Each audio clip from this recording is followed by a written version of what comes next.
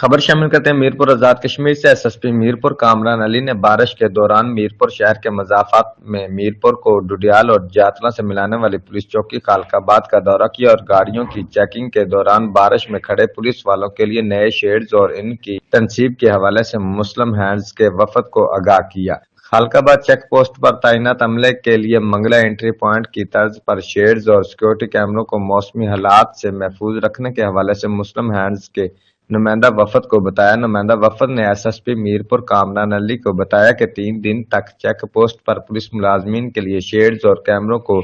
موسمی حالات سے بچانے کے لیے ضروری سامان مہیا کر دیا جائے گا۔ S S P Mirpur Kamran Ali نے حال ہی میں گاڑیوں کو سکین کرنے کے لیے نصب کیے جانے والے نئے سکینرز کے ساتھ نصب کیمروں کا بھی معائنہ کیا۔ خالق آباد چیک پوسٹ پر مامور پولیس نفری سے بات چیت کی اور ڈیوٹی کرنے کے دوران پیش آنے والی مشکلات سنی اور پولیس ملازمین کو بتایا کہ نصب کیے گئے گیجٹس کو